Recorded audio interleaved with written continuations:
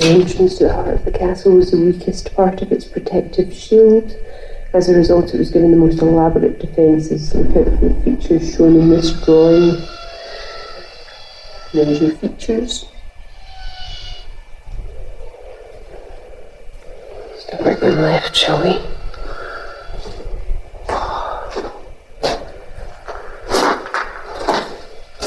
Standing sentinel. It's quite dark. Two great towers flank the castle gatehouse, part of an imposing entrance that also provided much needed storage and accommodation. And why is this closed? I don't know. Oh, it's London. Yeah.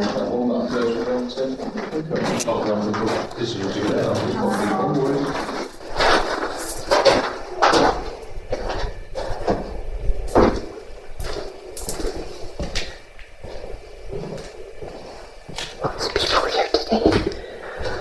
Surprised by that, actually, for a Friday. Another one of these turrets with no access. Very strange.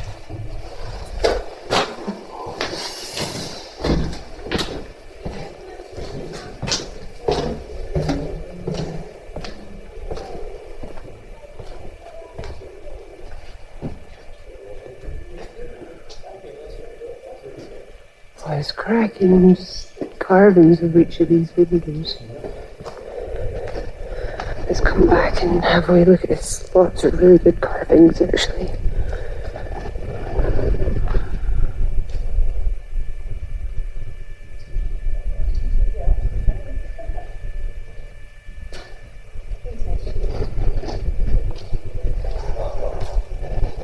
The Maxwells built this two-storey block in the 1400s, possibly to provide themselves with more fashionable accommodation.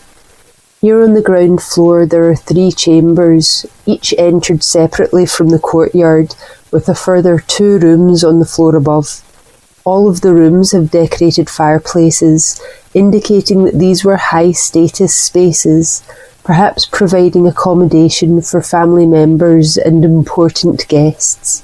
The larger chamber above you has 2 fireplaces, suggesting it was used as a great hall to host feasts and banquets. The room next door may have been a withdrawing chamber, what we might know in larger houses these days as a drawing room. A more private area where the Lord could entertain intimate parties of close friends and advisors.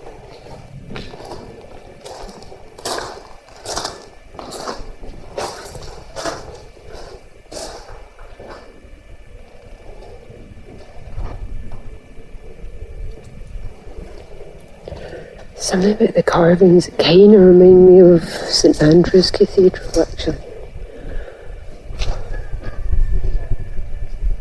Not sure why.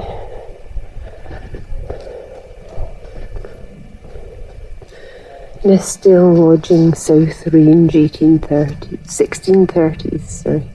This range contained at ground level the hall and withdrawing room.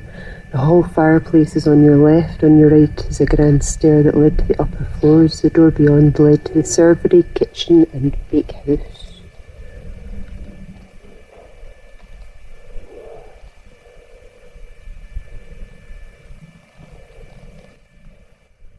Lots of locked doors.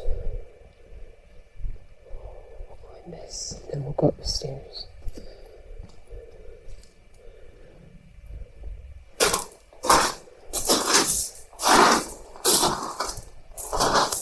Piercing defence. During Caerlaverock's great sieges, defenders fired arrows to protect the castle from attackers.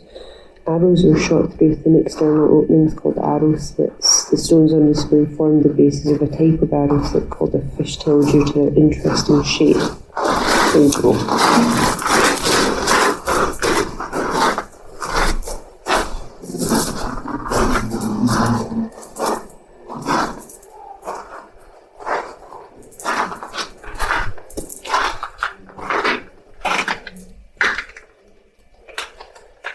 Fireplace.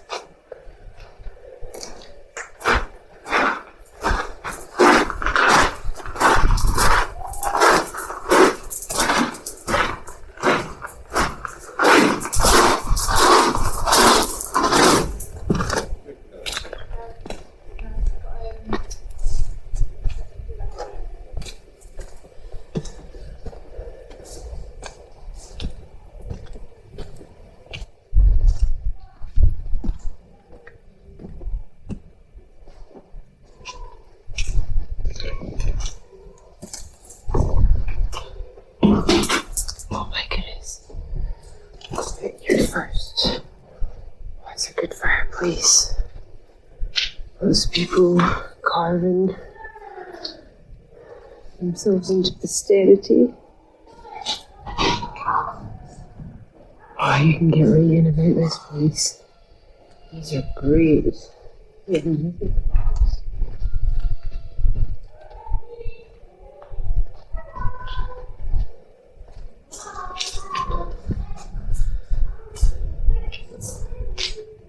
One of these excellent carvings for another chimney. Looks like there's a bird's nest up there.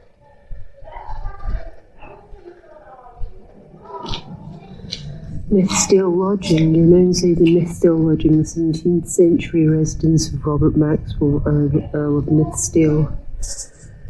Behind the glorious courtyard facade were rich and comfortable interiors, with its fine fireplaces. His two-roomed apartment probably belonged to the Earl himself. There were similar apartments in the floors above, each with its own fireplace and ensuite facilities. Very nice. Very nice. I don't know what these rooms are.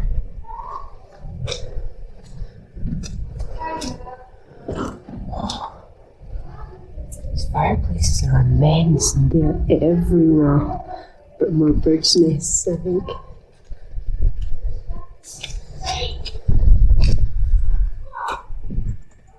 The castle's moat.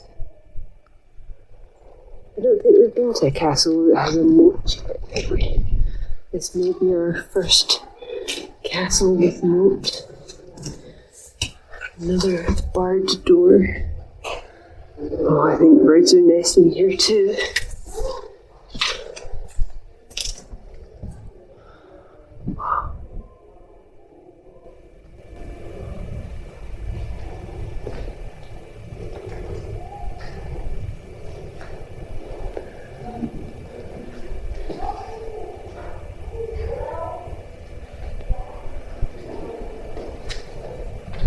The mighty gatehouse provided a living space for the Lord, his family and personal servants. On this floor was the Lord's hall, his main living room. The illustration shows how the room may have looked in about 1300. At this time the hall occupied the whole of the floor. Imagine away the existing central wall and add a high vaulted ceiling. If you look carefully at the side walls, you can see where the stones that supported the vault used to be. Lord Maxwell entertained his guests and vassals here. The castle's kitchen served a rich spread of food produced on the castle's estates or perhaps caught on a hunting trip. Meals probably included venison, boar, partridge, beef, mutton and fish. Most people, including children, drank ale, although the Lord and his guests had wine imported from France.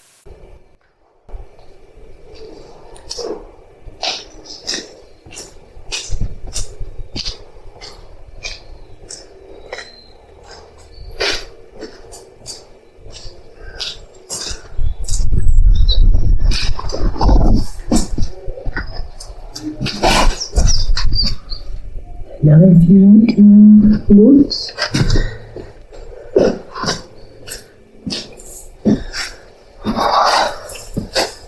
Okay. This is very narrow.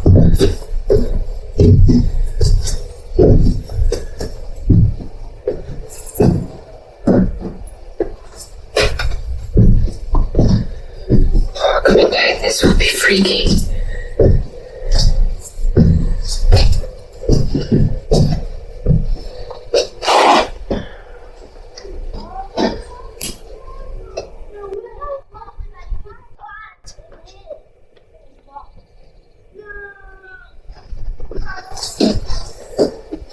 Oh my goodness.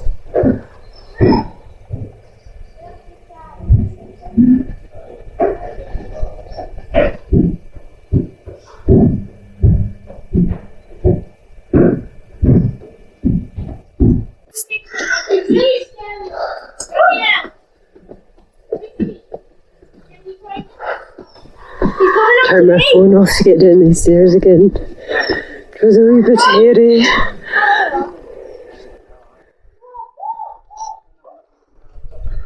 Like he's round by the turret looking like he's about to fall in the water.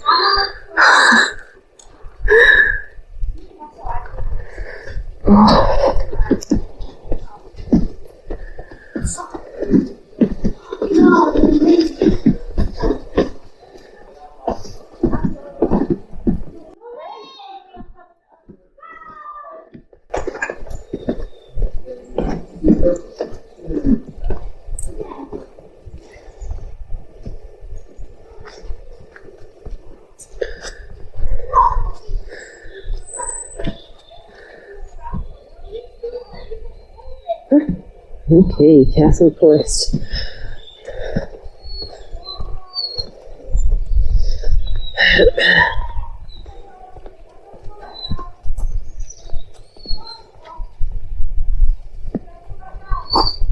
What about 4.5?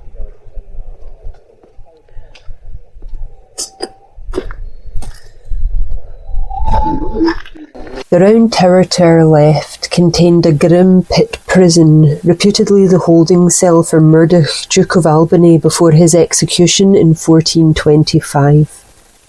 The tower was built in the 1200s, probably as part of the castle's original defences. There was a ground floor pit prison, which could only be accessed through a trapdoor above. The first floor of the tower was reached via a passage in the curtain wall, while the second floor room was entered from the ramparts. I would assume the pit prison that could only be accessed through a trapdoor is maybe what might be known as an oubliette. You just get chucked in, and if you survive the fall, you starve, or the dehydration gets you. The tower gets its name from Murdoch Stewart, a cousin of James I. Murdoch governed Scotland for a time while the king was held captive in England, and, at least in James's view, he dragged his heels negotiating his sovereign's release. I wonder why that might be. When the vengeful king did return, Murdoch was arrested in Perth and apparently confined here before his execution in Stirling Castle. Historians have cast doubt on the Murdoch Association. Would James really send his captive all the way to Caerlaverock when there were perfectly suitable prisons closer to Perth and Stirling? That would have been stairs. That looks like a fireplace over here on the wall. Bakers. Yeah, that would have been water for water for cooking with.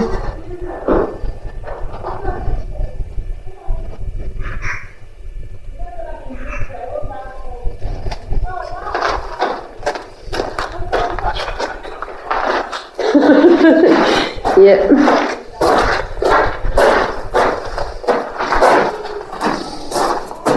Probably more nests up this chimney too. More nests up the chimney. That would have been like a wee oven space. Pizza. Yeah, or pizzas. Why not? Why not?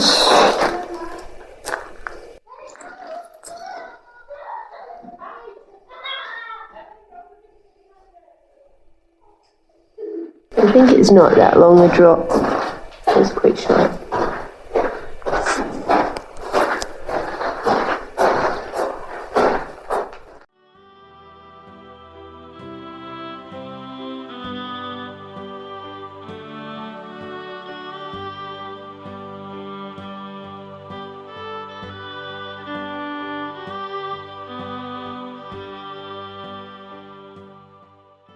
Bread was a staple diet of the castle residents, with each person eating up to 2 loaves a day.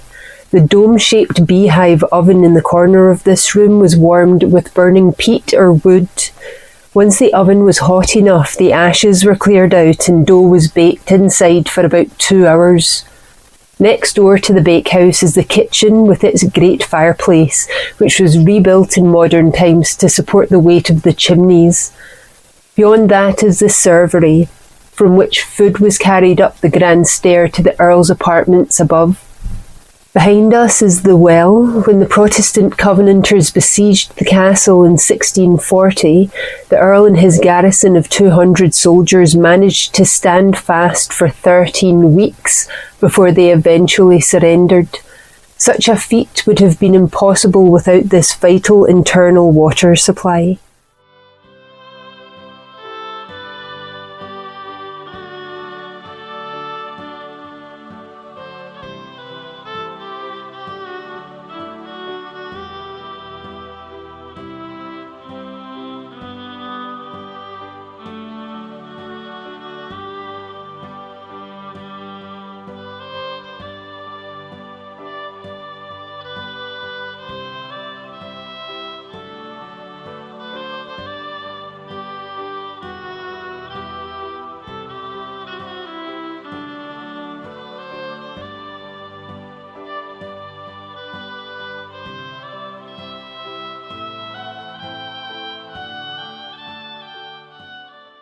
There's loads of mushrooms around here. Look at all these wee mushrooms.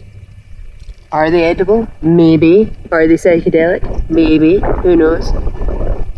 If I picked them, brought them home and made myself a brew out of them, guaranteed I would poison myself. So, not doing that. They're all over the place. All these tiny wee mushrooms everywhere. The moment you spot one, you spot them all, don't you? There's some good orange ones. There's some good orange ones. Again, are they edible? Who knows?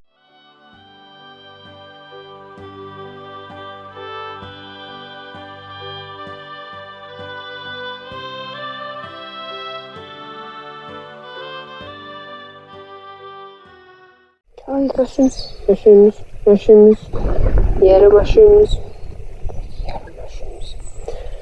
and big. They look like kind of chestnutty mushrooms, but not really. Again, I would die if I picked them. Someone has picked them. There's a nice mushroom. It is going in the water. Ooh! Jeez, it's separated into about 7 bits.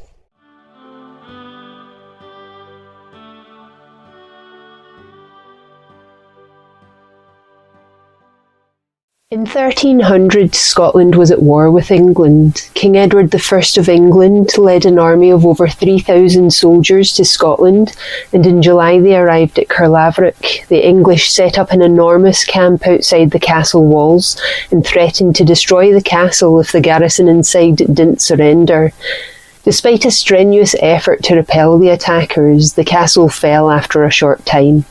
When the gates were opened, it came as some surprise to Edward's army that Caerlaverock was being defended by only 60 men. Most were freed, but some were hanged from the castle walls. A herald in the English army described the siege in a long poem called The Song of Caerlaverock. This means that the siege of Caerlaverock is one of the best documented of its time. We know the names of all 87 English knights and even the colours of their shields. Unfortunately, we know nothing about the Scottish garrison inside the castle. The siege of Caerlaverock took place in the year 1300 during the early years of the Wars of Independence with England. To set the scene, Edward I of England had invaded Scotland in 1296 following King John Balliol's downfall. Edward had not reckoned on the strength of resistance to his claim as overlord, and the following year William Wallace fought and won a spectacular victory for the Scots at Stirling Bridge in 1297. Edward retaliated with a major expedition in 1298, and a further campaign was organised in 1300 to subdue Galloway. Galloway was particularly vulnerable as it was located on the border between the two countries. Caerlaverock Castle was on Edward I's route into Galloway and so became a target. The castle was held by Herbert de Maxwell. The Maxwells had been lords of Caerlaverock since the 1220s. Herbert and his son John, like many nobles of the time, had at first sworn loyalty to Edward, but as the reality of his overlordship dawned, they withdrew their allegiance. What follows is not one of the key events in the history of the Wars of Independence, but one of many such skirmishes which took place during more than 30 years of conflict.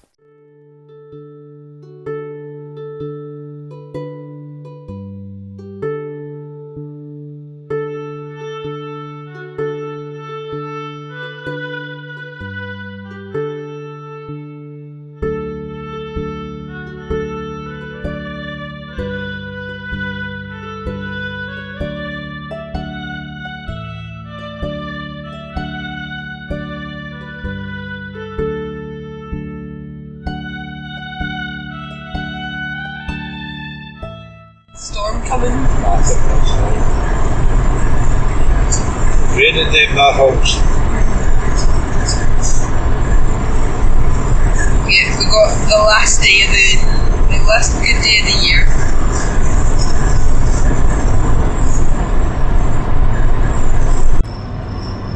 That there? I think so. Yeah, in Charlotte, yeah. Yeah, parking and lose. Oh my goodness, if they're pure spoiling us. Right, is this a National Trust? Let's find out. I don't know. I don't think you pay to get historic environment. So historic Scotland again. It's historic Scotland. Yeah, so that's fine. I've got my card on my phone. Aye, take a look at you go back in there, wouldn't we? Yeah, that's a lose. I don't think you have to show your thing. I think it's like a reception. Right, Sweetheart Abbey is closed to everyone. Of course, we will see if there is any access to be had, as is our way.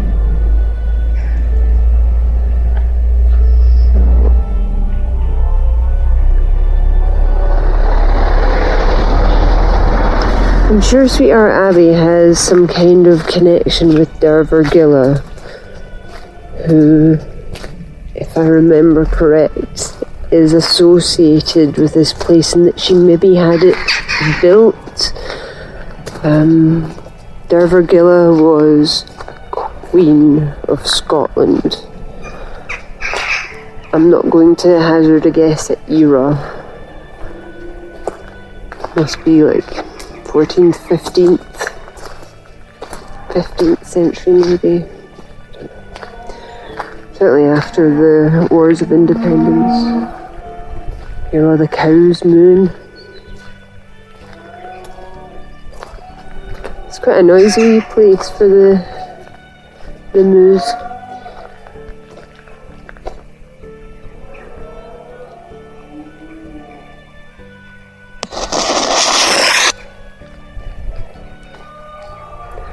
Usual signs keeping us out.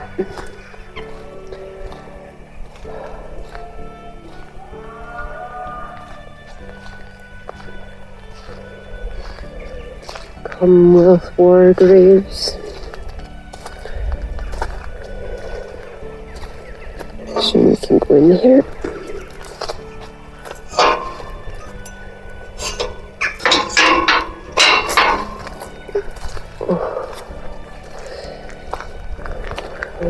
Look at some of these. Seems as though there's fresh interments here. Nice to see it's in use.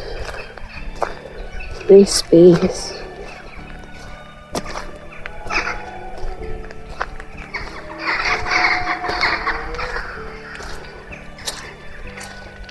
The walled off plot is buried here. Green shields. Literal green shields. And look, oh my goodness, I'm not going to stand on his grave, but in memory of, and the in and the of are circled like we saw in the last graveyard in Loch Maben.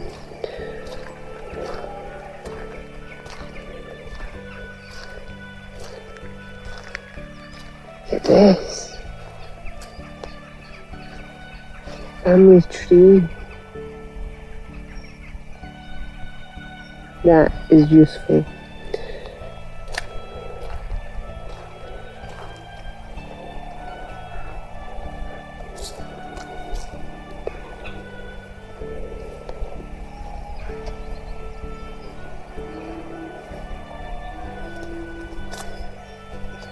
There we have again, in memory of, and it's got the flower. Have you seen the spider's web hanging off my arm? Honestly, I have been plagued with spider's webs today.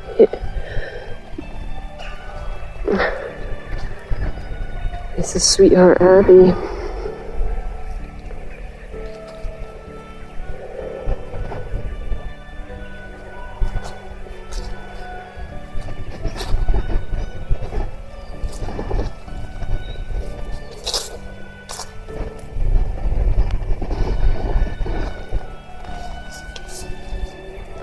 called Smith, 1783.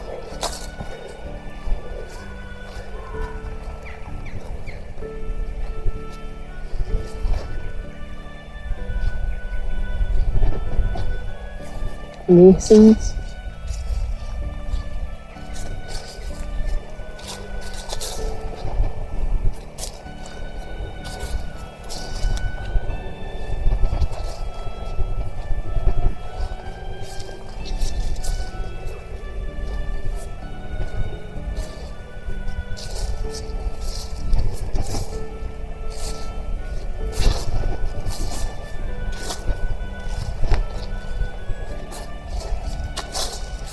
Blacksmith, died in 1866.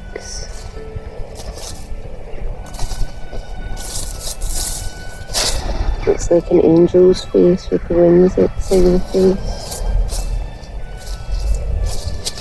Person has a book carved into their tomb. A reverend.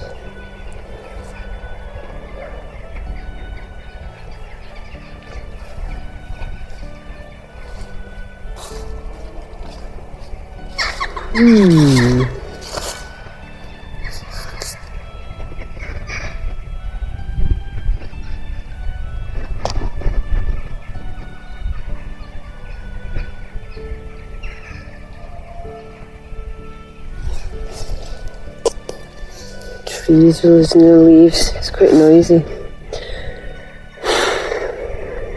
And look, these ones too have the swirls around the in and the of sides of in the memory.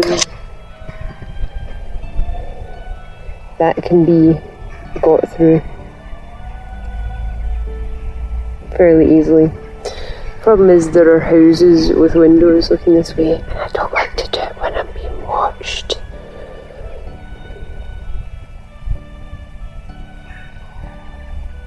Go around and we'll see the other side of the place, I think.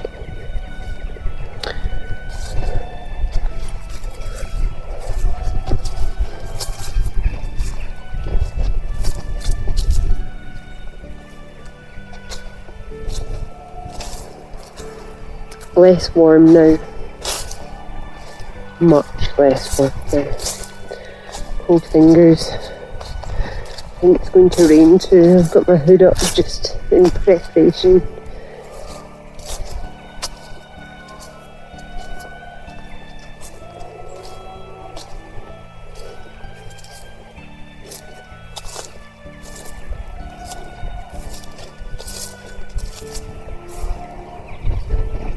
I'm in Copeland.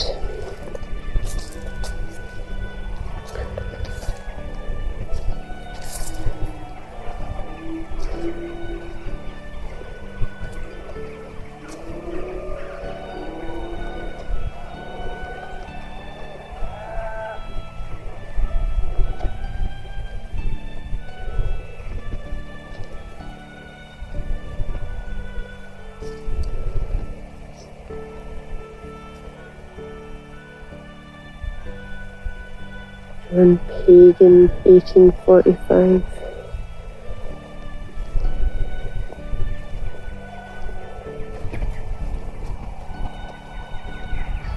Oh, that's quite ornate.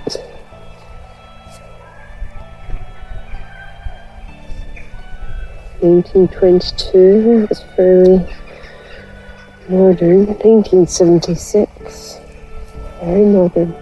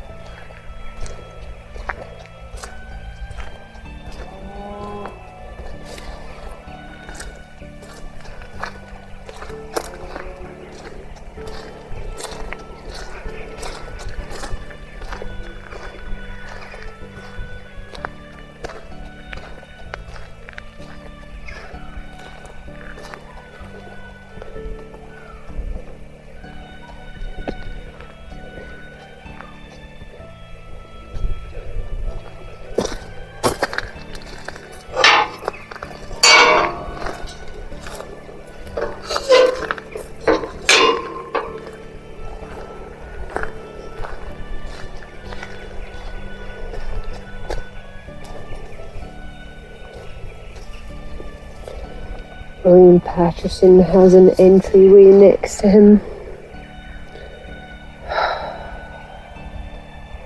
which I mean that is just an entrance, so yeah, can't not. It's just too obvious. Too obvious.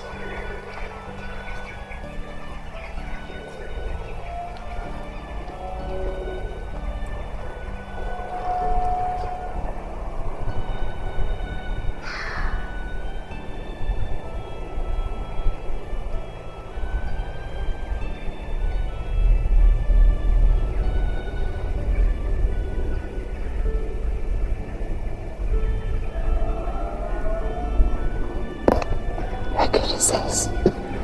Come round this way so as not to annoy folk. I really don't want shouted at. I don't enjoy being shouted at. Look. Look. This wee way of getting over the wall there. 1918 back Greysteil, that's quite modern.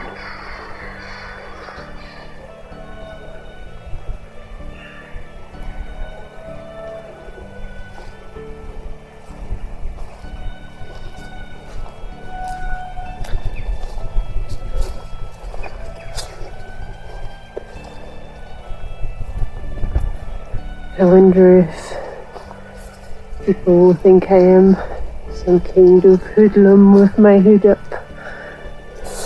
I'm not trying to steal anything or hurt a thing, especially not myself. But if they're going to give you a wee in, how can you not take it? We'd have missed all these things. And when would we have been able to come back? Who knows? Could be years. Are the excuses that I tell myself to get a thing done.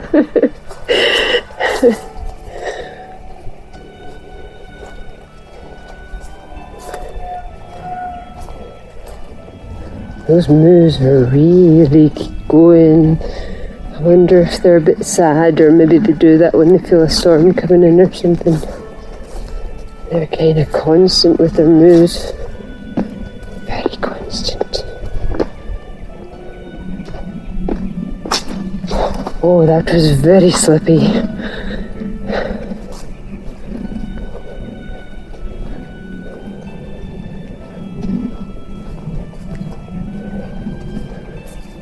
I'm wary about going out this way because there are cars and people quite a lot.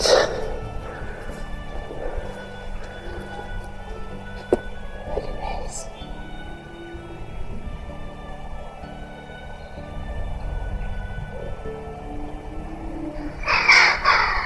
It's amazing. It's very like our bros.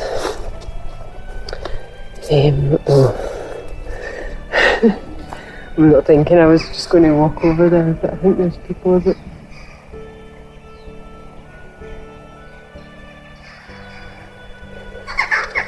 Take a wee sneaky bit, a wee bit up.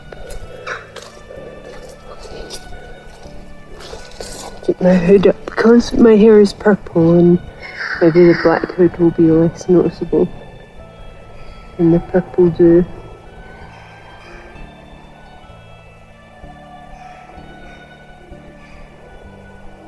It's amazing any of this place still stands.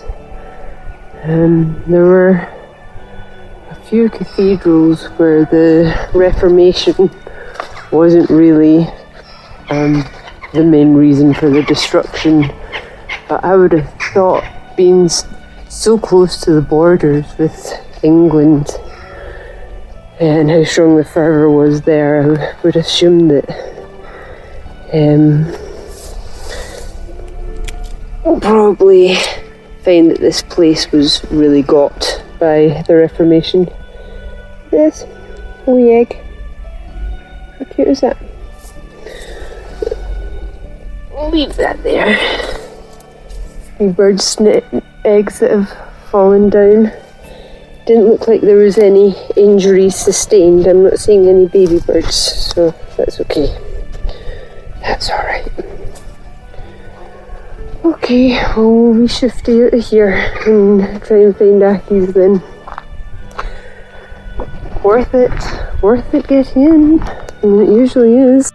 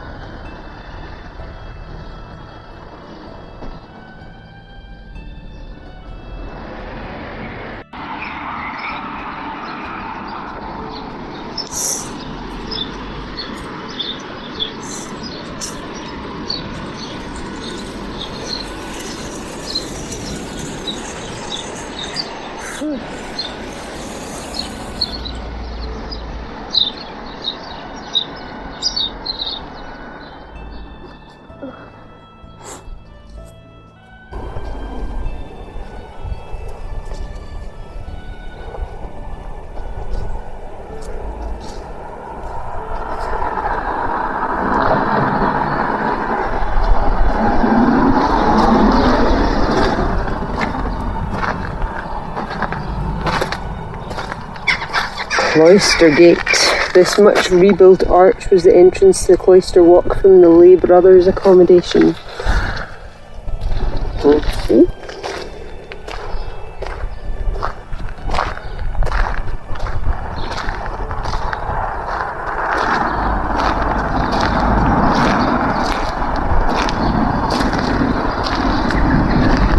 Two intricately carved screens divided this public area, the nave from the sacred east end. Local people and lay brothers prayed here, separated from the clergy in the holiest space beyond.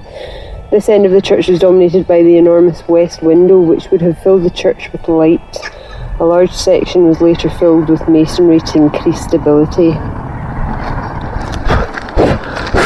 Getting bugs all over the place. Today has been a real day for bugs. Paradise is among us here. A constant round of services governed the Cistercians' life. They assembled in wooden choir stalls several times a day to pray and chant. On certain occasions, senior monks sat in the sedilia, stone seats built into the church walls.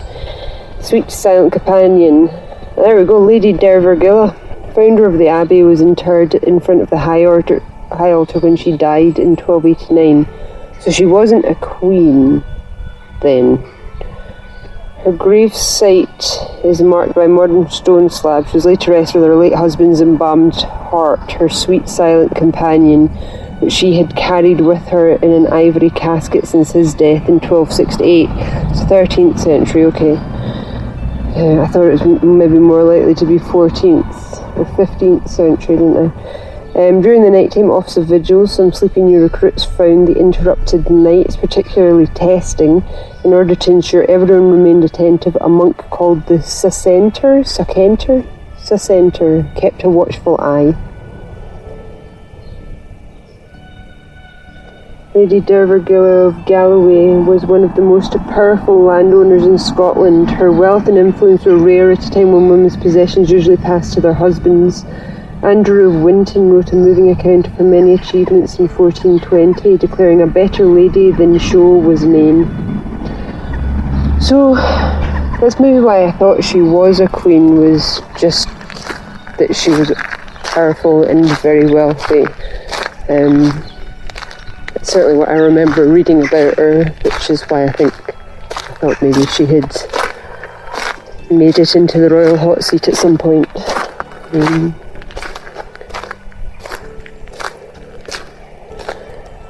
I mean, kings and queens were pretty keen to build abbeys and have them endowed with their names, etc., for posterity and to guarantee themselves some kind of happy ending thereafter. But your lords and ladies did the same if they had the money to. Every morning, monks gathered here in the chapter house to hear a chapter read from the Rule of St. Benedict. They also discussed abbey business and tasks for the day. Order and discipline were seen as vital to help monks avoid sins, so the community was invited to confess wrongs and seek forgiveness in the daily meetings. The abbot would decide on punishments, which could range from exclusion from communal activities, a beating with a bundle of rods, to imprisonment. Lectio Divina, or the Word of God, happened at least once a day when the community gathered to read and meditate. Monks felt reading was important, not just to acquire knowledge, but to also stir the heart and become closer to God. Each abbey had a library in the cloister. During Lent, the monks received one book each. They were to read it every day for a year to grasp its spiritual meaning. Like any book, they were just to read Harry Potter every day for a year so that they can grasp the spiritual meaning contained within, yeah. Ticket office is very closed, which is fine. We're members, but it seems like we can't really get into the Abbey anyway unless you're willing to duck and dive and hide a wee bit. Labour of Love. Lady Dervergill of Galloway, a powerful Scottish noble, founded this abbey in memory of her husband and sweetheart John Balliol. A community of Cistercian monks lived and worshipped here from the late 1200s. Their aim was to lead a simple and austere life, completely focused on their religious devotions. Cistercians were also renowned farmers. At Sweetheart, they specialised in agriculture and extracting salt from seawater. There you go. Oh, and her son became a king of Scotland, so she may not have been a queen, but she was a king mother, I guess. Would that still be a queen mother? No. I don't know. More mushrooms here. These are very pale, like the ones you might buy in the shop, but flatter. So, again, probably it would kill you. Do not trust a Jenny if she's given you mushrooms that are made from a shop. These dark ones. That's got a good dark brown. That's the kind of brown you want in your furniture. These are like big pancakes on the ground.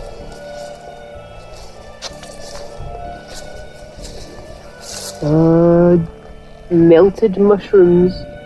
Oh my goodness. Okay. Oh, look at this. An old roller for your green.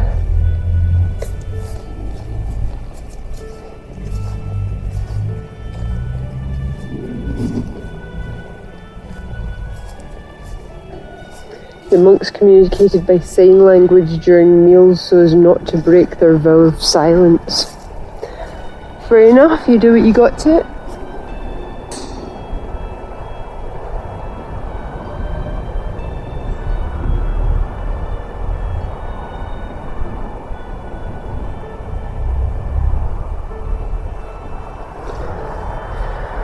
Right, well, seems to really be it for Sweetheart Abbey. And that's not to say that there's not a lot to see. I think if all the scaffolding was gone and we could get into these places and have a wander in amongst the main building, that'd be pretty good. But we take what we get here, don't we? More mushrooms, that's a very strange colour. And another kind of melted mushroom. I don't know what's melting the mushrooms here in Galloway. But I want to stay away from it.